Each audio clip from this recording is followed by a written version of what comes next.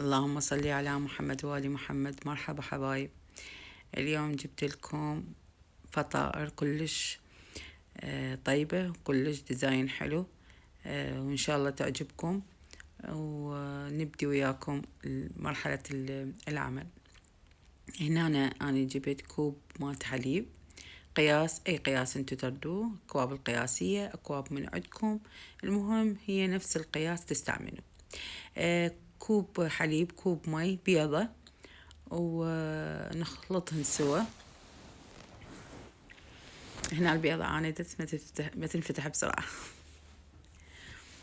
اي نخلطهن سوا ونخلي عليهم بكاس، بكوب مال اللي نشرب بيه الشاي زيت، وخاشوقتين خمرة، وخاشوقتين شكر، ورشة ملح، ونخلطهم كل زين. هذا الشكر. ونبدأ نجيب الطحين اللي هو 6 أكواب من نفس قياس المي والحليب نفسه، 6 أكواب طحين، ونخلط بيهم كل زين.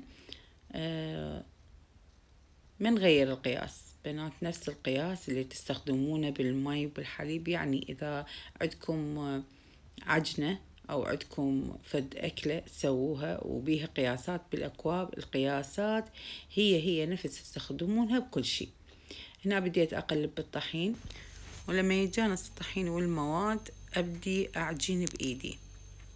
طبعا أنا صار لي هواية ما منزلة للقناة فيديو يعني، وهذا الشيء لأنه أنا كلش مشغولة وعندي طلبات شغل، تعرفون أنا أشتغل وعندي طلبات شغل كلش هواية ومزحمة والله. وإن شاء الله من وجاي ما أخلي يعني القناة يفوت هواي عليها إلا أنزل فيديو إن شاء الله. نبقى نتواصل وياكم، ولا تنسون الاشتراك وتفعيل الجرس، اللي ما مشترك يفعل الجرس حتى يوصل له كل فيديو أنزله، وإعجاب وتعليق حلو مثل وجوهكم. هنا عجنت الطحين وكملته وخليته حتى يختمر، يعني الخمور حسب المكان، الرطوبة والحرارة، ساعة، نص ساعة، 3/4 ساعة، حسب التدفئة مالته.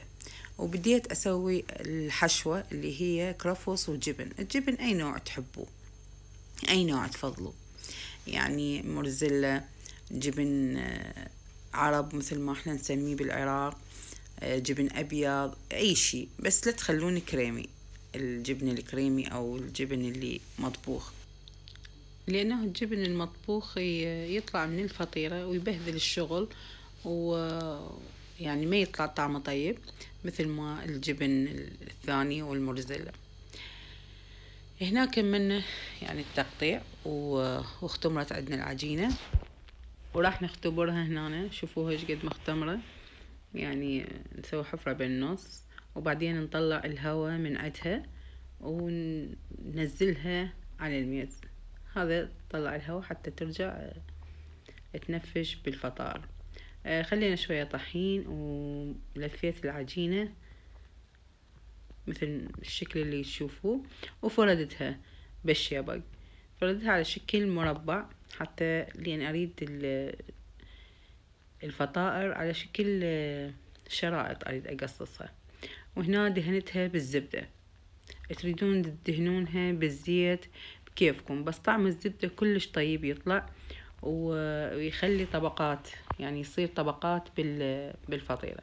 مثل ما راح تشوفون شلون أشكلها، راح تعرفون ليش خليت الزبدة فوق العجينة، حتى الطبقات تبين، يصير طبقات هشة وحلوة بالعجينة.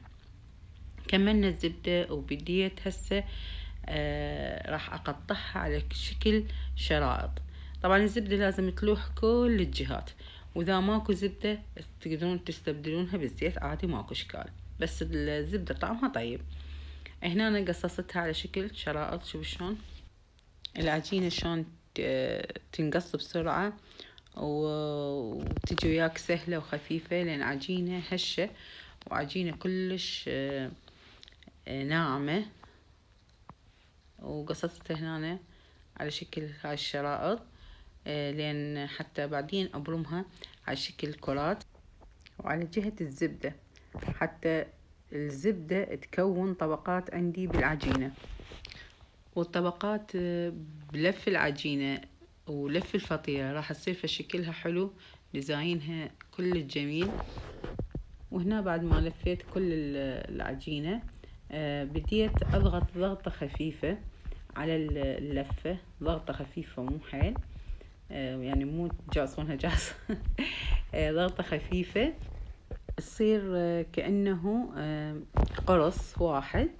ونبدي ان نخمرها، نخليها بفصينية صغيرة او ماعون، ندهنه بزبدة او ندهنه بزيت، ونصفطها سوية كلهن